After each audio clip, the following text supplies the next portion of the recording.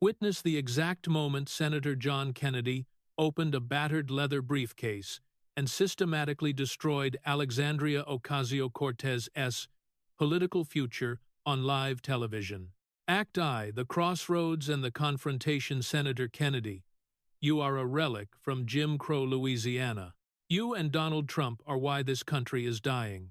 Alexandria Ocasio-Cortez said it on live MSNBC in front of 700 cheering progressives in Midtown Manhattan to a 4-year-old country lawyer with an old leather briefcase at his feet. Big mistake. Senator Kennedy's response? He opened the briefcase. 5 folders, 5 rounds, 5 sets of receipts pulled from her own committee, her own staff, her own private recordings.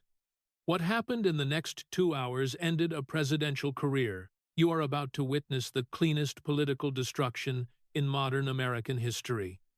The MSNBC studio in Midtown Manhattan was packed tight with 700 cheering progressives.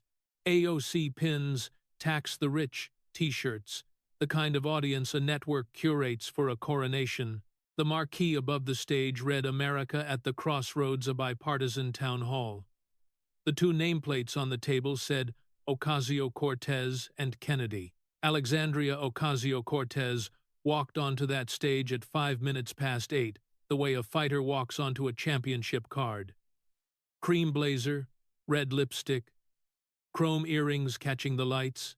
36 years old, the room belonged to her. Senator John Neely Kennedy walked on a moment later.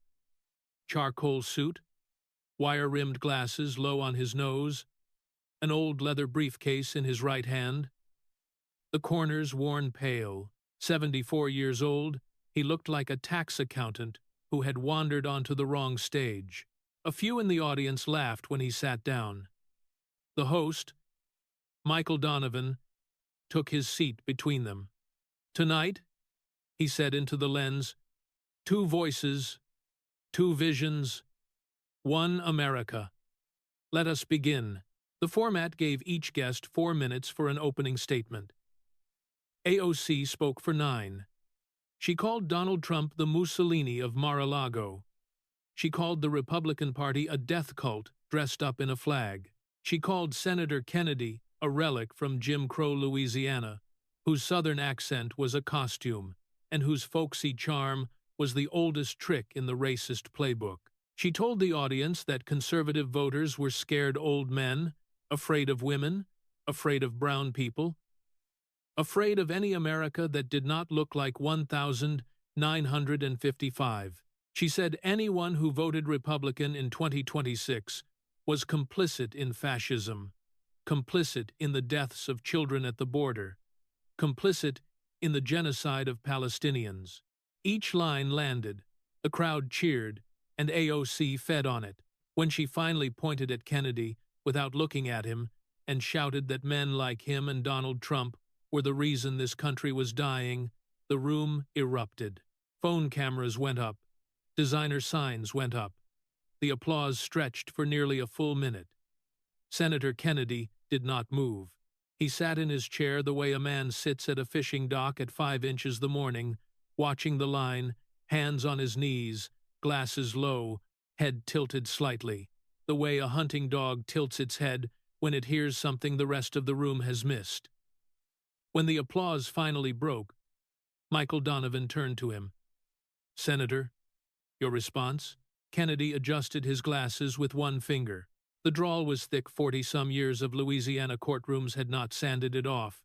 "Ma, you talk real pretty. Reminds me of a possum I had once. Real cute. Kept stealing eggs from the hen house." The audience laughed. They laughed at him. AOC permitted herself a small smirk. Kennedy lifted the briefcase up off the floor and set it on the table in front of him. The leather made a small sound against the wood. "You know, ma'am, I've been a country lawyer for 40-some years, and one thing I learned is, when somebody calls you a relic, you better check what they're hiding in their own attic." 2 clicks of the latches, loud in the quiet that had followed the laughter. "So before we get to Trump," Kennedy said, "let's talk about you. Michael Donovan's smile faltered just at one corner, but the cameras caught it anyway. Act 2. The first folder, what was about to come out of that briefcase, was going to end a presidential career. The first folder was blue. Stiff cardstock, the seal embossed in dull gold across the front House Committee on Ethics report of investigation. The corner of the folder was bent slightly from where it had ridden in the briefcase between Kennedy's office in the Hart Senate building and 3 appearances on Sunday morning television over the past week. He held it up the way a prosecutor holds up a murder weapon, which is to say, gently and at an angle that let the camera get the seal. "This here is the official findings of the House Committee on Ethics," he said. "Bipartisan, 5 Democrats, 5 Republicans. Released the 25th of July, 2025, after a 3.5-year investigation, 12,000 pages of documents.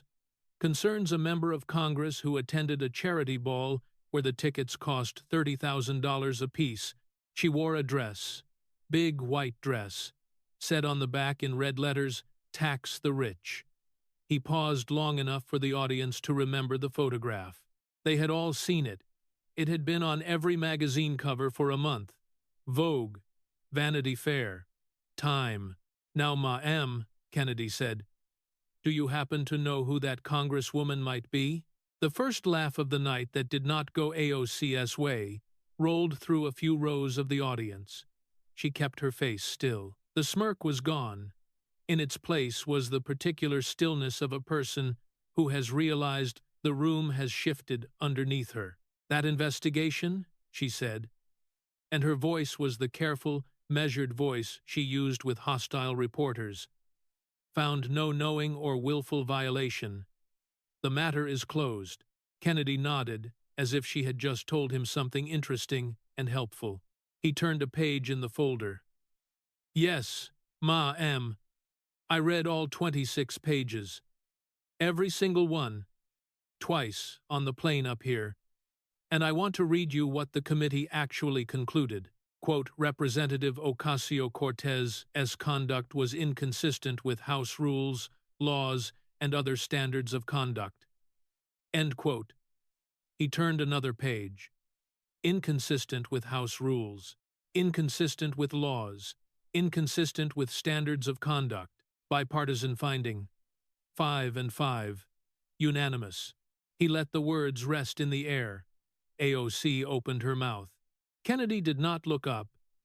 He did not raise his voice.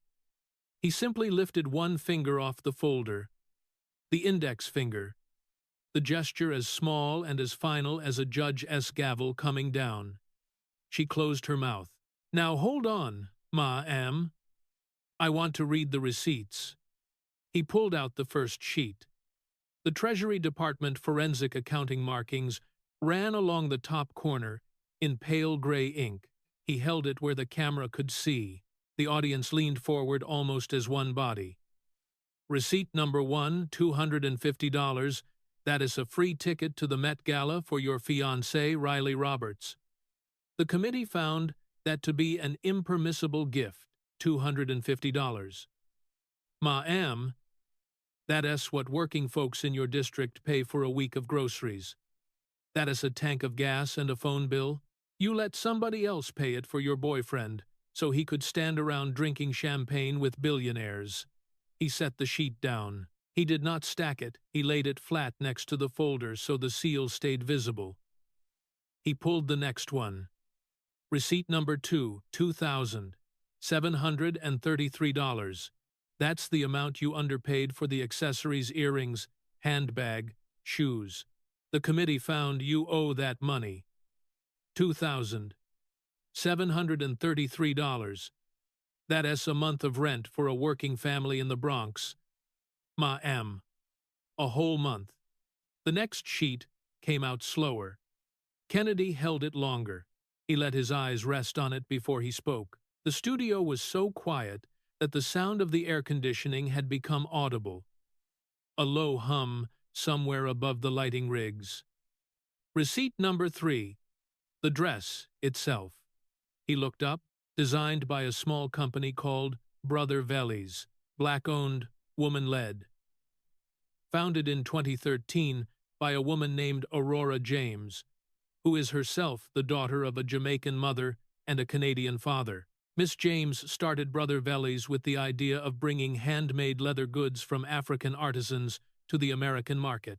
By the time you wore that dress, ma'am, her company had 30 employees, most of them women of color. He turned the page. The accountant's invoices were stapled in sequence. The dress took 250 hours of labor to make. Hand-stitched, hand-embroidered. The red letters on the back were applied one at a time. The accountants at Brother Veli's sent your office invoices in October of 2021, then November, then December, then January of 2022, then February, then March. 6 invoices, 6 months, no payment. He let the silence build. The dress that said "Tax the Rich" was made by a black-owned, woman-led small business, and you did not pay them for half a year. You only paid them after the federal investigation started. You paid them, ma'am, the way you pay a bill you didn't intend to pay until somebody made you. A woman in the second row of the audience put her hand to her mouth. The cameras caught her. She was black, mid-50s, wearing a squad t-shirt under a denim jacket. She was the first one in the room whose face changed. Receipt number 4, Kennedy continued, his voice not changing pitch, not rising, not falling. Department of Labor complaint filed the 23rd of February 2022. The hairstylist who did your hair that night, ma'am, she had to threaten to file a federal labor complaint to get her invoice paid. A working woman, a Latina stylist with 2 children of her own, doing the hair of a woman wearing "Tax the Rich," had to threaten to file with the federal government to get her money. He pulled out one more sheet. He held it differently than the others, both hands, almost reverent. And receipt number 5. This is an internal email sent the 11th of September 2021, 2 days before the Met Gala, between Brother Veli's accountant and the publicist for the gala. He read, "Met Gala attendees don't normally pay for this." End quote. He set the email down. "Folks," he said, looking out at the audience now, not at AOC. "You understand what that means? Met Gala attendees don't normally pay for this. The whole event runs on the assumption that the politicians and the celebrities get the dresses, the shoes, the makeup, the hair, all for free. Folks pay later, if they pay at all. That is the system. That is what the woman wearing "Tax the Rich" was in fact wearing on her back, a free dress made by a black-owned business that didn't get paid for 6 months. He turned back to AOC. "Ma'am, 12,000 pages of documents, 3.5 years, bipartisan committee. They found the black designer didn't get paid. The Latina stylist had to threaten federal action. Your staff was emailing vendors asking if the prices could be lowered to keep your costs below the gift threshold. Your staff, working for you, asking the help to charge less so you wouldn't have to declare it." AOC's mouth moved. The sound that came out was not quite a word. "This is a sex." She tried again. Her chest rose. Her hand went to her throat, then dropped. "This is a sex." Sex. The word would not form, the word that had carried her career for 7 years, the word she had used on cable news and committee hearings and rally stages from Detroit to El Paso, the word that had ended 100 conversations before they began. It would not come out of her mouth. Kennedy waited the way a fisherman waits when he feels a line tighten. "I'm sorry. Ma-am," he said gently. "What was that?" She found the rest of it, but the sound was thinner now, an octave higher than her usual register. "This is a sexist attack on the only Latina woman in Ma-am," Kennedy said, and now his voice carried a weight it had not carried before. "Mathainti sexist." The black designer didn't get paid for 6 months. That is not sexist. That is a fact. The Latina stylist had to file with the Department of Labor. That is not sexist. That is a federal record. 5 Democrats and 5 Republicans signed this report. Unanimous. That ain't sexist. That is bipartisan. The audience went still in a way that an audience only goes still when the ground has shifted under its feet. The first applause line of AOC's night had died on her tongue, and they had all watched it die. Kennedy closed the blue folder slowly, almost tenderly, the way a coroner closes a ledger. "And ma'am," he said, "this was just the warm-up, because the receipt I am about to show you next, that one cost real working people their jobs. Act 3, the second. Folder. The second folder was red. The seal across the front read, New York State Department of Economic Development Impact Analysis, Amazon HQ 2. Kennedy laid it on the table the way you would lay a heavy book. He did not open it right away. He sat for a moment looking at it, and the studio sat with him. The audience had not yet recovered from the dress. They were not sure what they were about to see, but they had stopped expecting to like it. "Ma'am," he said, "this here is an economic impact study from the state of New York, put together in 2019 by the Cuomo administration after the deal was killed. So your own party as governor commissioned it. Concerns a project that was supposed to break ground in a place called Long Island City. You know where that is, ma'am?" The question was not a question. It was a knife. AOC's jaw set. Long Island City is in Queens. It is in, or adjacent, to my district. Yes, ma'am, it is your neighborhood. Your constituents. Folks who voted for you wake up every morning and look at the empty lots where Amazon was supposed to build. He opened the folder. The first sheet was a chart. Columns of numbers, bar graphs, projections. 25,000 jobs. That was the deal. Amazon promised 25,000 jobs at an average salary of $150,000 a year. Some warehouse, some technology, some apprentice programs for kids out of Queens public schools who didn't have a 4-year degree but wanted a path. 25,000 jobs. He let the number sit. He turned the page. $2.5 billion in development investment. That is $2,500 million in real construction. Real buildings, real concrete, real steel, real welders working real shifts, going into the ground in Long Island City. Another page. $30 billion in projected new state revenue over the life of the project.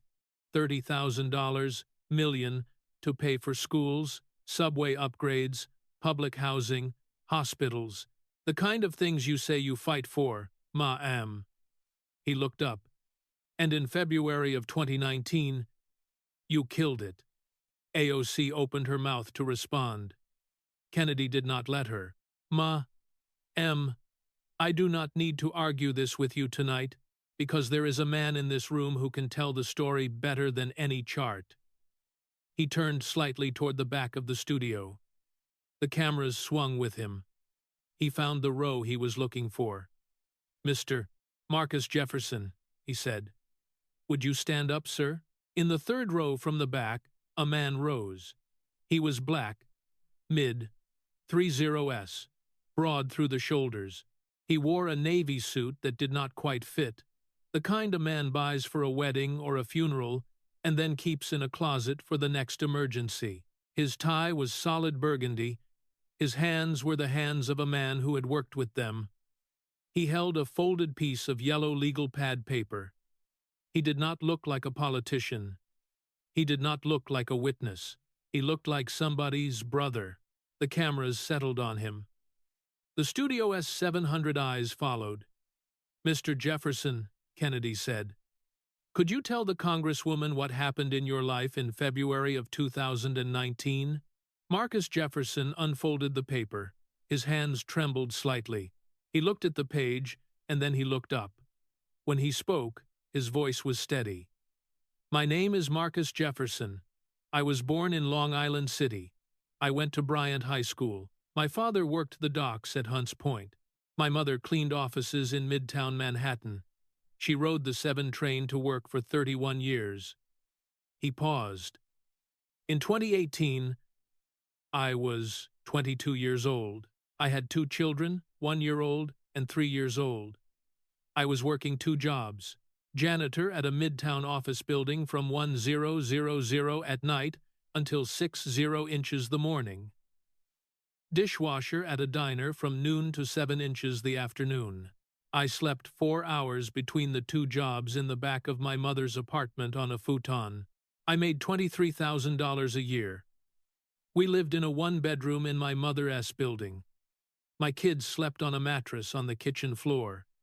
He looked at the paper again. He found his place. I got accepted into the Amazon HQ2 Community Apprenticeship Program in November of 2018. They were going to pay me $38,000 a year with full health insurance the first day to learn warehouse logistics and inventory management. After 2 years, I was supposed to be promoted to a coordinator position at $65,000. After 5 years, project manager at $90,000. They were going to pay for my associate's degree at LaGuardia Community College. They had an on-site daycare for the apprentice kids. The studio was silent. You could hear the hum of the lights again. He looked up. He looked at AOC, not at Kennedy, at her. I voted for you, Congresswoman. Twice. I knocked on doors for you in 2018. I stood in the rain on East Tremont Avenue for an hour and a half to vote for you in your first primary. My mother voted for you. My aunt voted for you. My whole building voted for you. We thought you were one of us. We thought you came from where we came from. We thought you knew. He swallowed. On the 14th of February 2019, you celebrated. You posted on Twitter. You said, "Anything is possible." End quote. I remember reading that on my phone in the back of the diner during my break. I remember my hand started to shake. I remember thinking, anything is possible for who, ma'am? Not for me. Not for my kids. His voice did not rise. That was what made it terrible. The apprenticeship died that day. 36 other young men and women from Long Island City lost the same chance I lost. Most of them are still where they were. 3 of them are dead. Ma'am. One of my classmates from the program died of a heroin overdose in 2021. He had been clean for 2 years before the program died. When it died, he relapsed. Another one was shot in front of his apartment building in 2020. The third one took his own life in 2022. I went to all 3 funerals. A sound came from the audience, not a gasp, something quieter, something more like recognition. It took me 5 years to climb back to where I would have been on day 1 of that Amazon job. 5 years. My kids are 8 and 10 now. I missed 5 years of being able to put real food on the table, 5 years of birthday parties we couldn't afford, 5 years of school supplies we had to choose between, 5 years of telling my son no when he asked for a baseball glove, all because of one tweet. He folded the paper. The billionaires you said you stopped? Ma'am? They went and built somewhere else. Virginia? Nashville? They are doing fine. Jeff Bezos is fine. Andy Jassy is fine. The only people who lost was us, the folks who looked like you, and lived like you, and voted for you. He sat down. The silence after he sat down was the loudest silence in the room all night. Several seconds went by. The host, Michael Donovan, did not speak. The cameras did not move. AOC's chest rose and fell. Her hands gripped the edge of the table. Kennedy, let it sit. When he spoke, he did not raise his voice. 25,000 jobs at $150,000 a year, over 10 years, he said.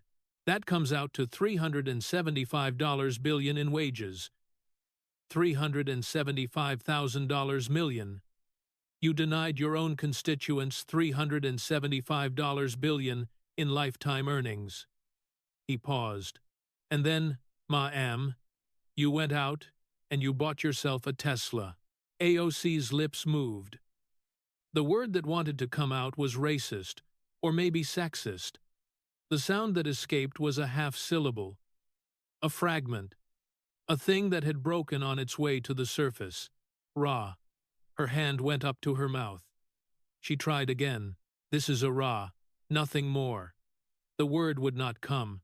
The audience watched it happen. They watched her try, and watched her fail, and watched her realize in real time that the weapon she had carried for 7 years had stopped working in her hand. Kennedy nodded slowly, the way a country preacher nods at a confession.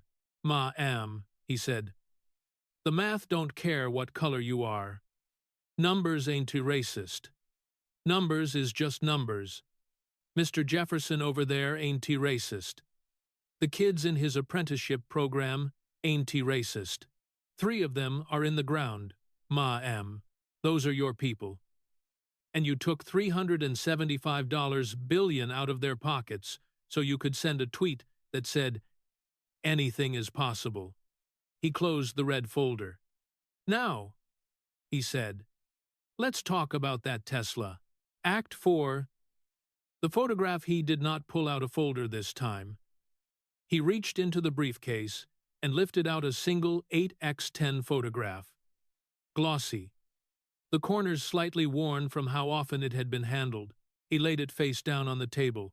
For a long beat, the studio lights caught the white border. Somewhere in the 3rd row, a phone camera clicked. When Kennedy turned the photograph over, AOC's face changed before the cameras could find her, a small, involuntary tightening at the corner of her mouth, the kind of micro-expression poker players spent careers learning to suppress. "Ma'am," he said quietly, "you recognize this car." The photograph showed a white Tesla Model 3 at a strange angle, half on a curb, half across 2 parking spaces. New York license plate, a congressional placard on the dashboard, the gold seal blurry in the photo, but unmistakable to anyone who had ever set foot inside the Capitol. AOC's mouth opened, then closed. She found her words. "I am not commenting on personal," but Kennedy was already shaking his head, gently, not at her exactly, but at the whole thing, the way a man shakes his head at a story he has heard from too many witnesses across too many courtrooms. I ain't asking about personal. I am asking about the principle. In 2018, you stood on a stage with Senator Bernie Sanders and you said this, quote, "For far too long we gave money to Tesla, we gave money to a ton of people, and we got no return on our investment." You attacked Tesla. You attacked the public subsidies that built it. You called the company a billionaire boondoggle. He set the photograph down. He picked it back up. Then, in 2020, you bought one. A Tesla Model 3 long range. Retail price, $59,000. The audience made a sound, not a laugh, something closer to a sigh of recognition. The kind of sound a congregation makes when the preacher names the sin out loud, and everyone in the pews knows it. Then, ma'am, in May of 2021, your Tesla was photographed, parked illegally, outside a Whole Foods grocery store in the Navy Yard neighborhood of Washington, D.C. He let the location settle. Whole Foods, ma'am, Whole Foods. The Whole Foods that is owned by Amazon. The Amazon that is owned by Jeff Bezos.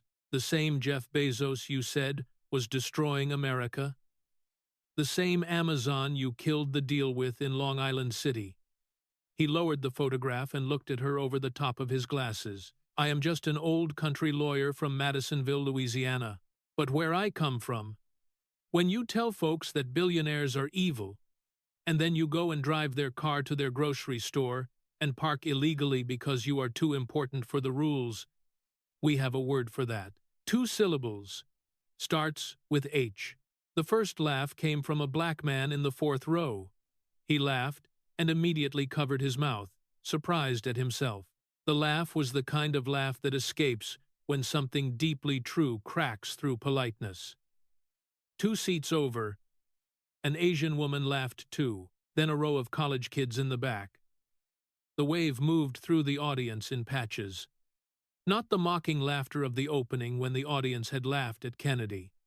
This was a different laugh, a confessional laugh, the laugh of an audience that had been told all evening that the person at the lectern was on their side and was now realizing, photograph by photograph, that the person at the lectern lived nothing like them at all. Kennedy did not smile.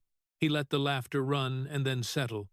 And ma'am, there is more, because in 2023, on the show Face the Nation, the host Margaret Brennan asked you why you owned a Tesla while the United Auto Workers were on strike. Tesla makes cars without union labor.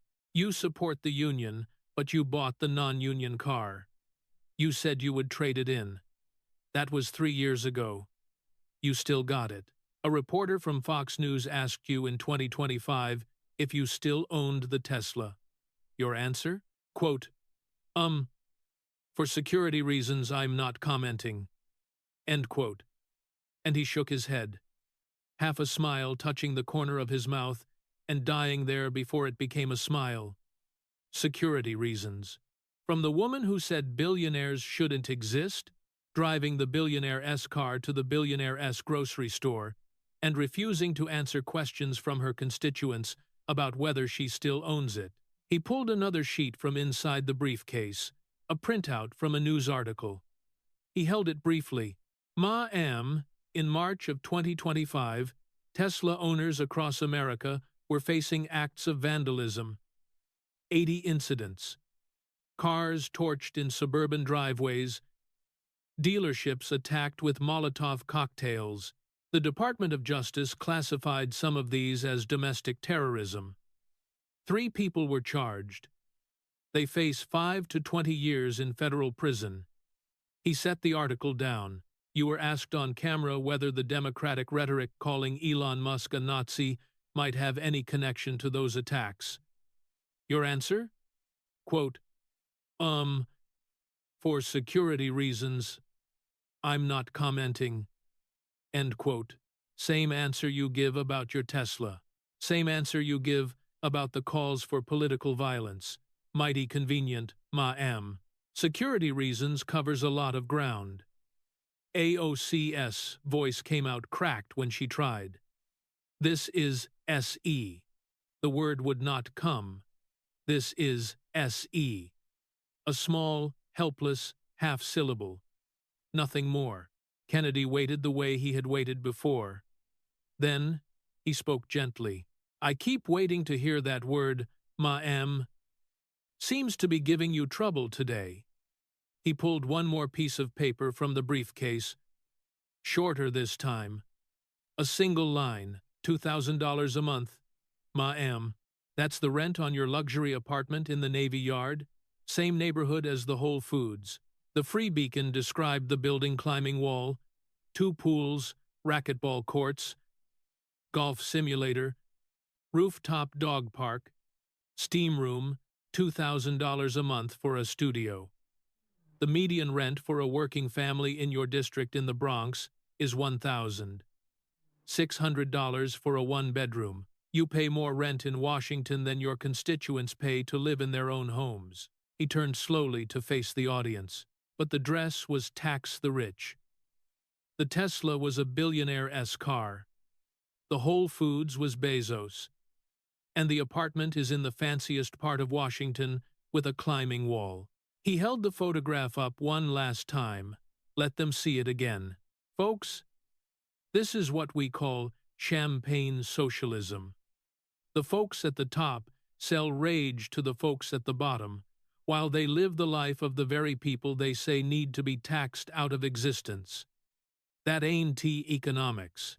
That ain't justice. That is a con. The first real applause for Kennedy came then. It was small, It was scattered. It was 3 rows in the middle of the audience, and a handful of people on the wings. But it was real. Maybe 40 people, maybe 50. In an MSNBC studio in Midtown Manhattan in April of 2026, applauding a Republican from Louisiana, Kennedy nodded just once. He set the photograph down. "Now, ma'am," he said, "let's talk about what your big bill would actually cost the working people you say you fight for." Act V. The third folder was green, thicker than the others, stuffed with paper. The seal across the front read, "American Action Forum Economic Analysis, Green New Deal." Kennedy did not open it right away. He let it sit on the table while he took off his glasses, polished them with a small white handkerchief from his breast pocket, put them back on.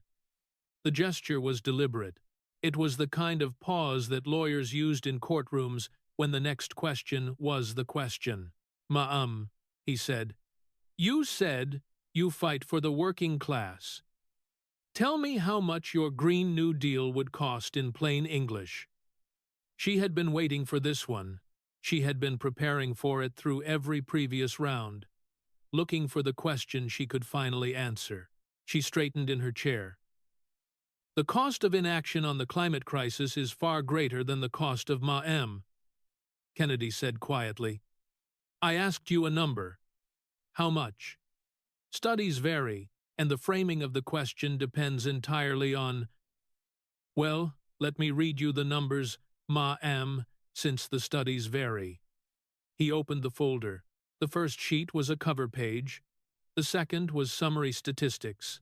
American Action Forum, run by Doug Holtz-Eakin, used to direct the Congressional Budget Office under both parties, Republican administrations, Democratic administrations.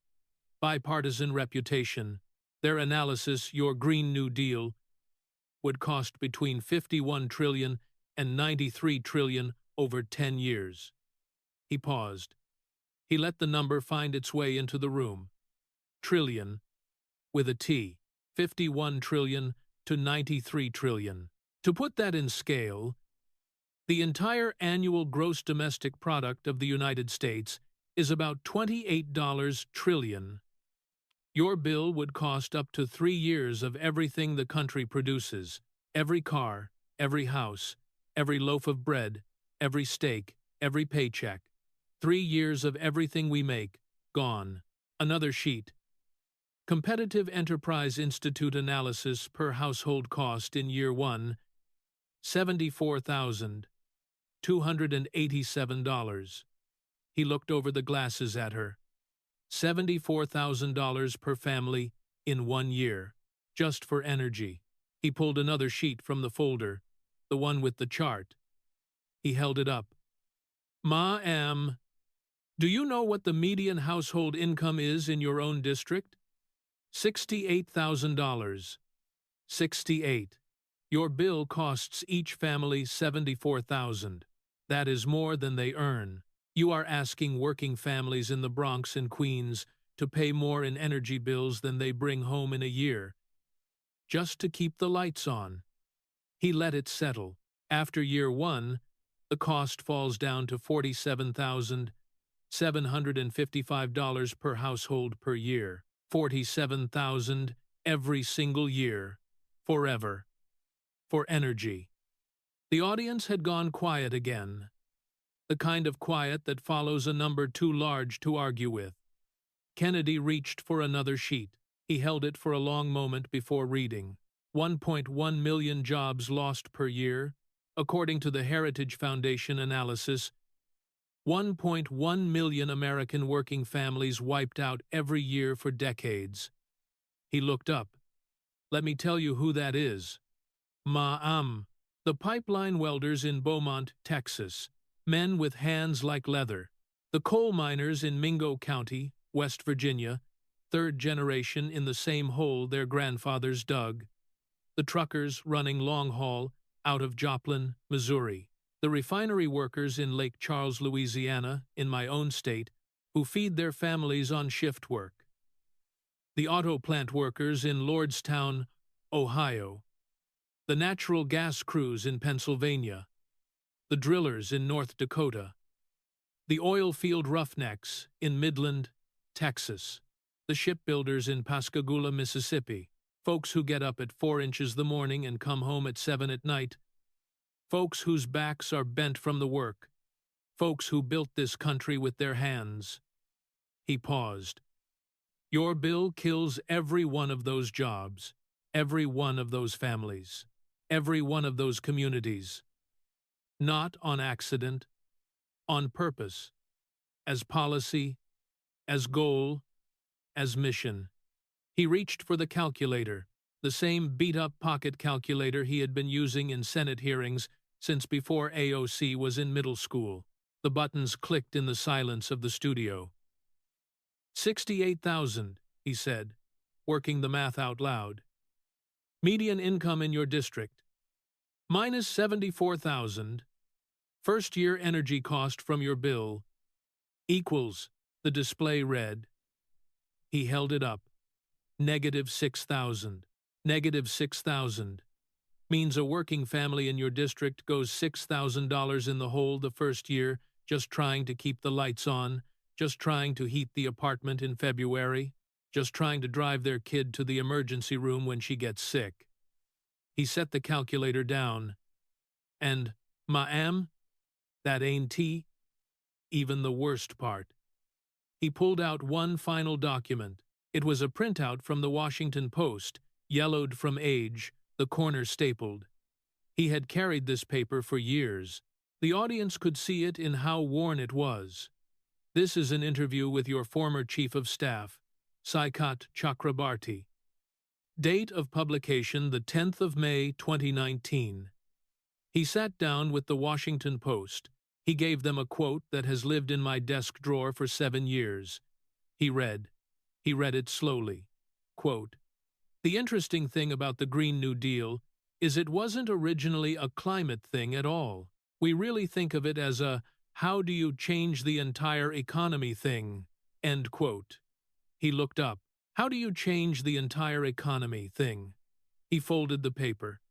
Your own top aide, on the record with the Washington Post, said the bill was not really about climate, said it was about fundamentally transforming the American economy, tearing it down and building something else. He let the words land.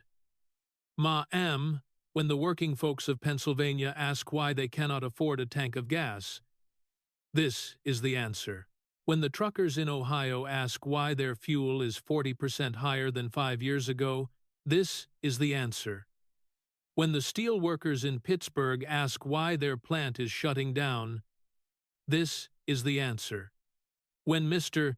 Jefferson in Long Island City asks why the apprentice programs disappeared, this is the answer. He pointed lightly toward Marcus Jefferson, who sat in the third row from the back, his hands folded on his lap. It was never about climate. It was about transforming an economy that you do not think working folks are smart enough to run for themselves. About building a country where the bureaucrats decide and the working folks obey. The host of the show, Michael Donovan, had been silent for the entirety of the round. Now, he cleared his throat. Congresswoman, he said carefully, the studies on these costs are widely cited. Do you have a counter-estimate? The studio fell silent in a new way, the kind of silence that comes when a referee has stopped calling for the Democrat. AOC opened her mouth. She had no number. She tried. This is our... The word would not form. She closed her mouth.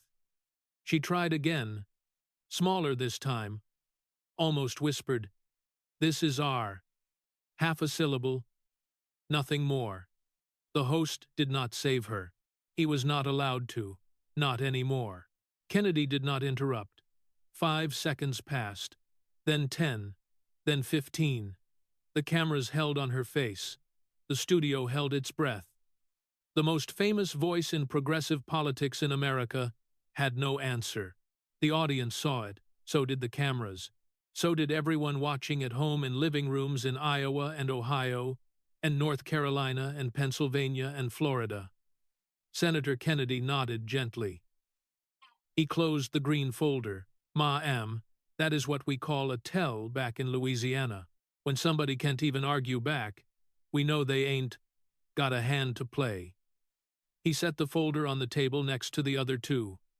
Now, he said, let's talk about something heavier than money. Act VI. The fourth folder was black, heavier than the others. The seal across the front said simply, United States Senate Judiciary Committee Oversight. Kennedy set it on the table with a soft thud and did not open it. He let his hand rest on it for a long moment. When he spoke, his voice was lower than it had been all night. It was not the country lawyer-esque drawl anymore. It was something underneath that. Something older. The voice a man uses at a graveside. Ma'am, he said. I want to start this round with a word. He paused. Auschwitz. The studio went absolutely still.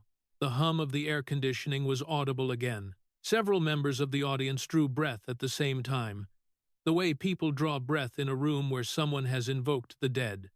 Dachau, Treblinka, Bergen-Belsen, Sobibor, Majdanek, Chelmno.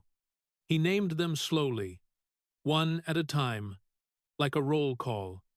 Concentration camps, death factories, 6 million Jews murdered, 1.1 million at Auschwitz alone. Roma, Sinti, disabled children, gassed at clinics, Polish priests, Soviet prisoners, homosexuals, Jehovah's Witnesses, political dissidents, the full inventory of human evil organized into a railway timetable, trains running on schedule, schedules signed by clerks, clerks who went home to their wives at night. He looked at AOC. He let his eyes rest on her.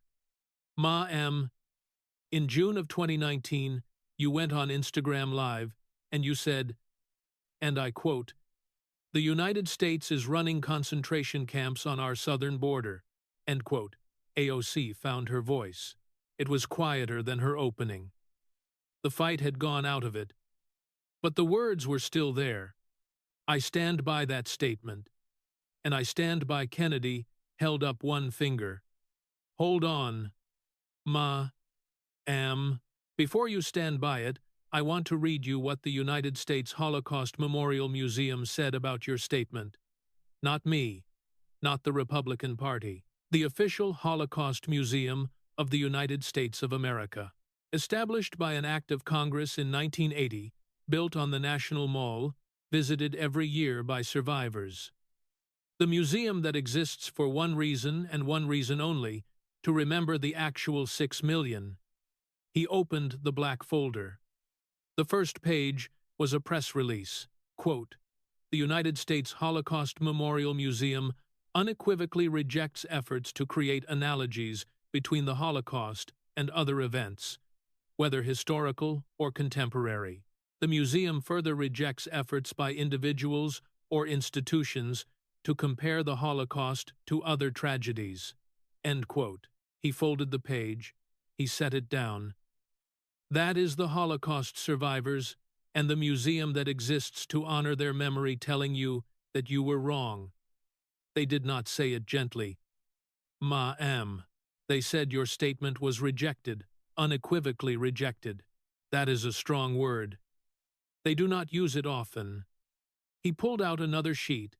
And ma'am, the day after you made that comment, the Auschwitz Memorial Museum in Poland responded directly to you. The actual museum at the actual death camp. They tweeted it from their official account. They quoted your remarks, and they said this, quote, concentration camps were sites of systematic state murder. They were not metaphors. They were not exaggerations. Comparing them to other situations, even with the best of intentions, dishonors the memory of those who suffered and died there. End quote. He looked up. Auschwitz?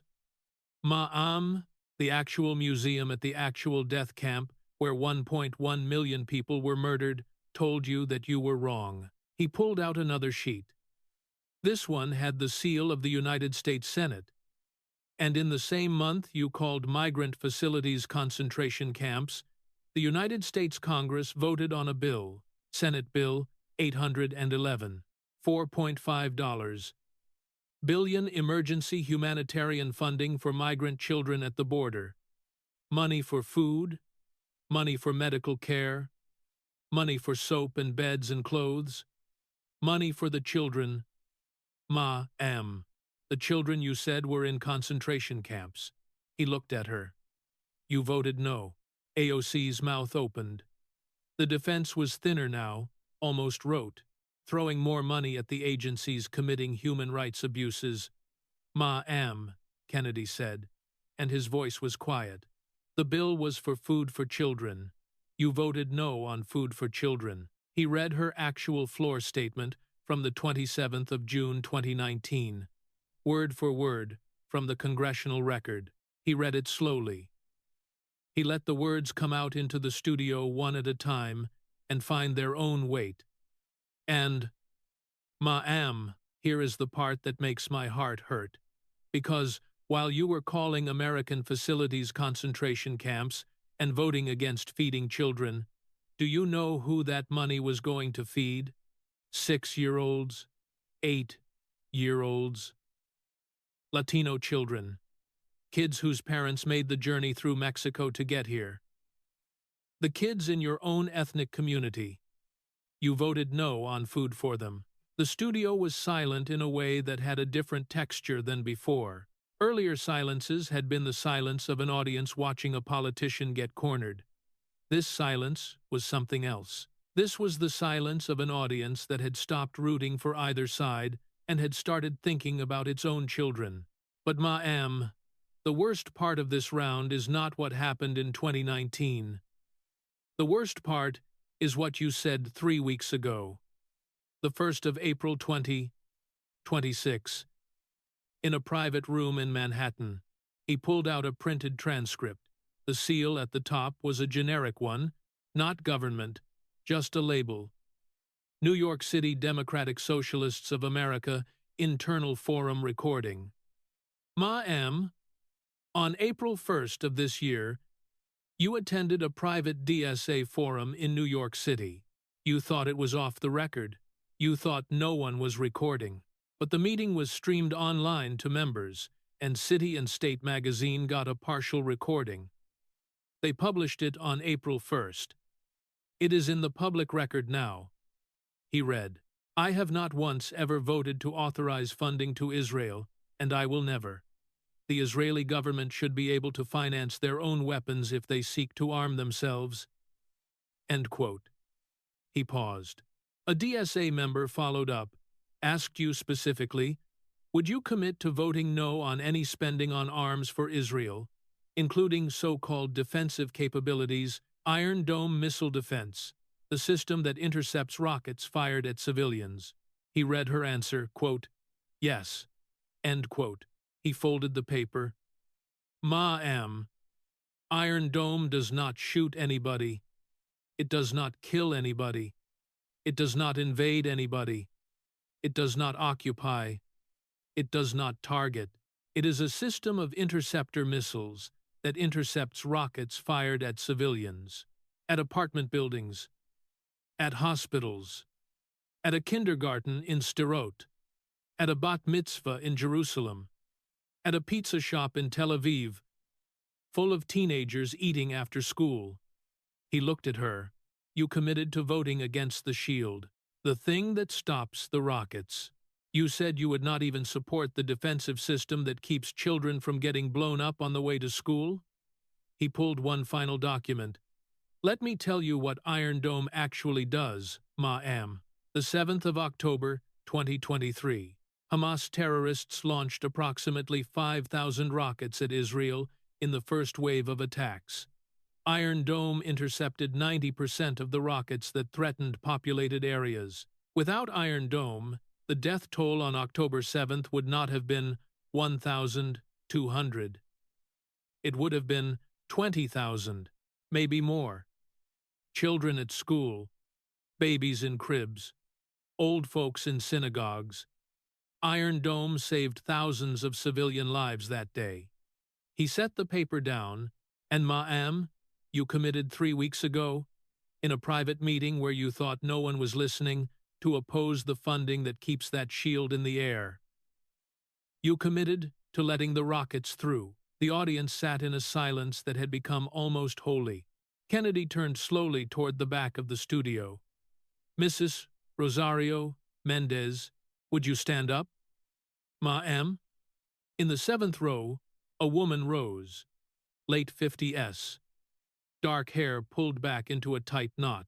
She wore a navy dress and a cardigan, the kind a Catholic woman wears to a weekday mass. A small gold cross hung at her throat. Her hands were folded in front of her. She did not hold notes. Rosario Mendez spoke without paper. Her voice was steady. The Spanish accent was soft underneath the English, the way a mother's old language stays in her voice when she has been speaking the new one for 40 years.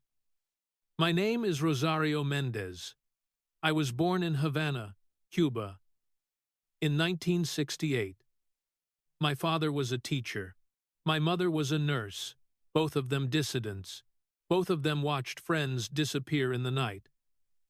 My father was arrested by Castro as secret police 3 times. The third time, in 1979, he was held for 14 months in a real prison. Not a metaphor, a real prison. A cement block with no light. They beat him with a rubber truncheon every Tuesday and every Friday. He came home weighing 112 pounds. He had been 178. She took a breath.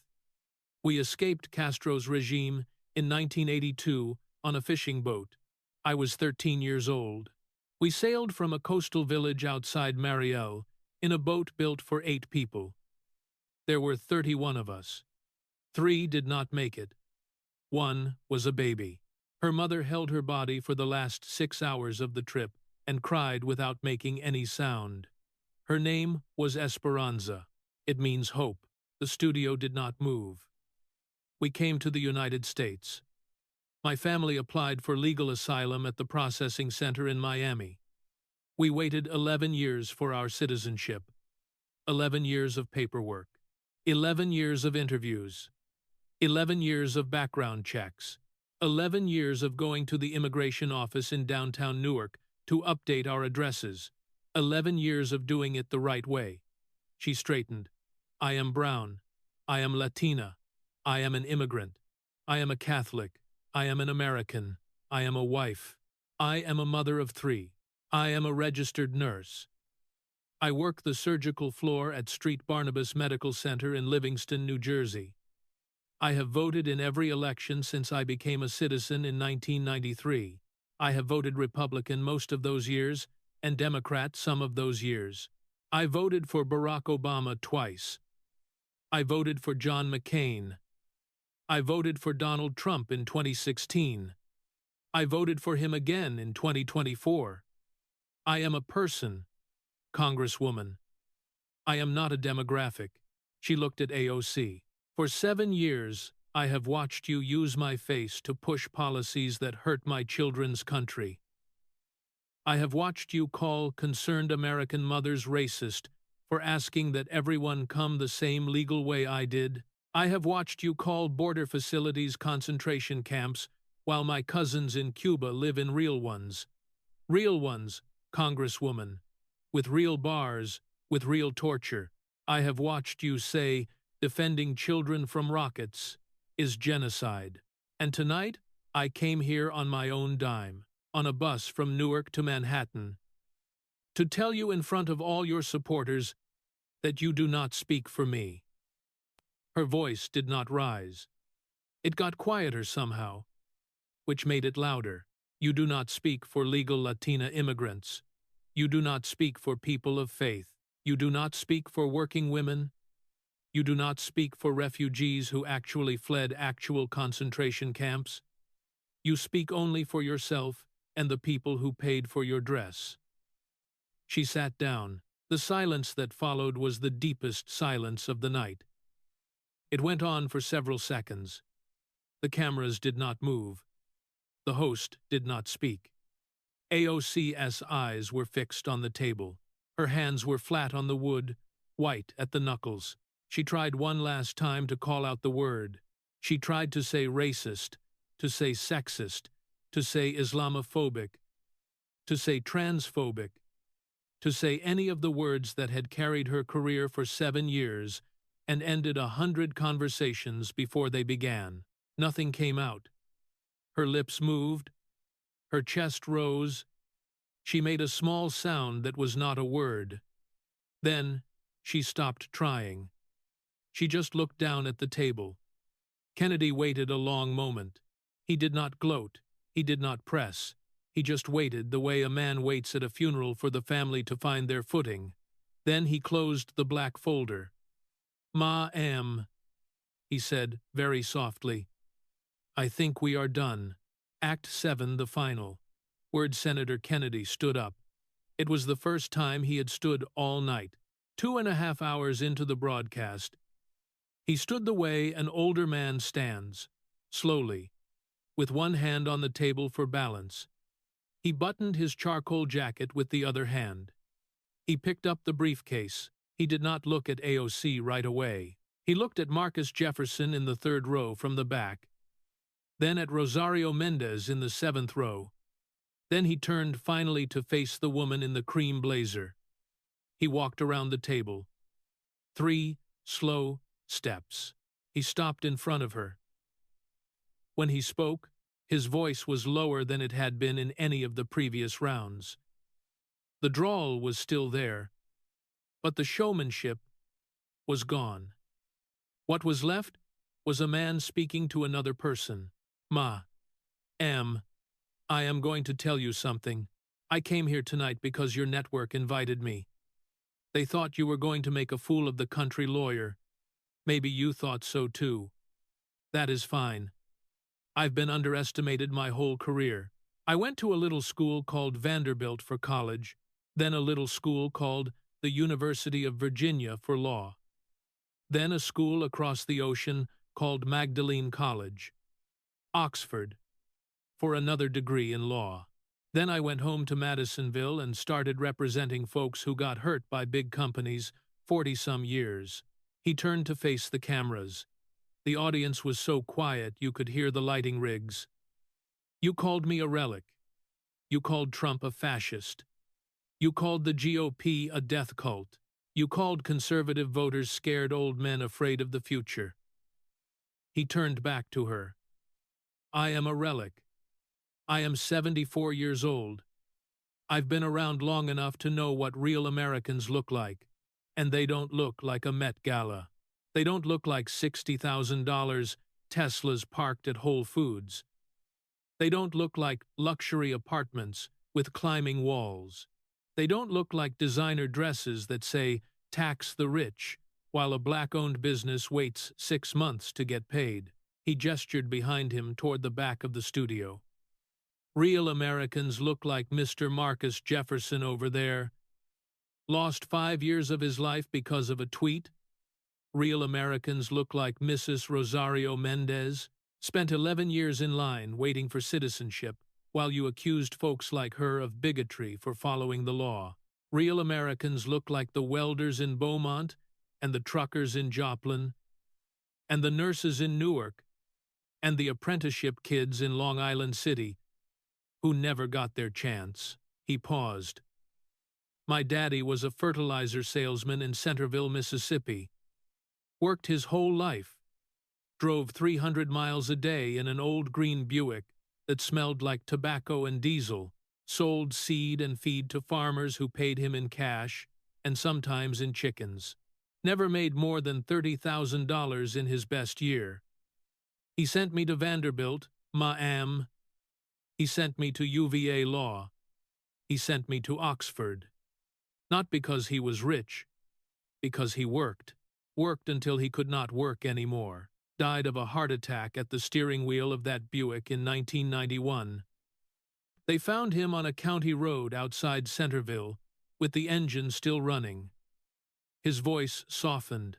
"You called him a scared old man tonight, indirectly. when you called every conservative voter that. You called my mama a scared old woman.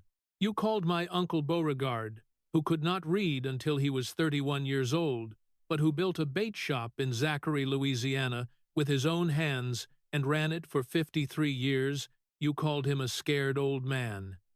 You called every shrimper and welder and farmer and trucker and small businessman in my state a scared old man. You called every legal immigrant from Cuba and Vietnam and Korea and the Philippines who voted Republican because they came from real socialism.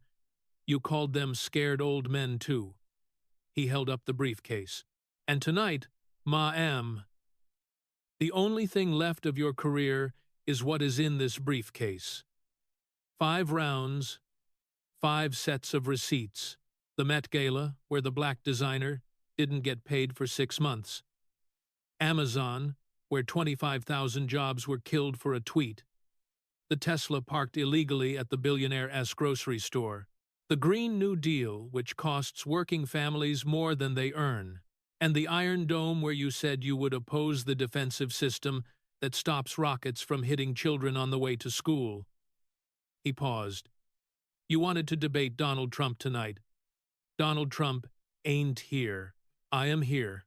And in 2 hours and 20 minutes, I just made the case against him in your own words, your own votes, your own receipts, your own dress, your own car, your own bill, your own private DSA recording. I did not bring a thing to this stage that did not come out of your own life. He looked at her one last time. His eyes were not unkind. Ma, I do not take any pleasure in this. Watching a young woman destroy her own life through vanity and ideology is not pleasant. You are smart. You went to Boston University. You worked your way up. You worked as a waitress in Manhattan. You knew what it was like to count tips at the end of a shift. You had every chance to be a real voice for working people. Every chance.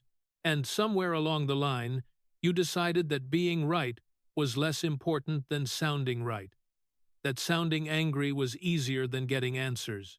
That blaming people who looked like me was easier than helping people who looked like Mr. Jefferson over there. That is the tragedy.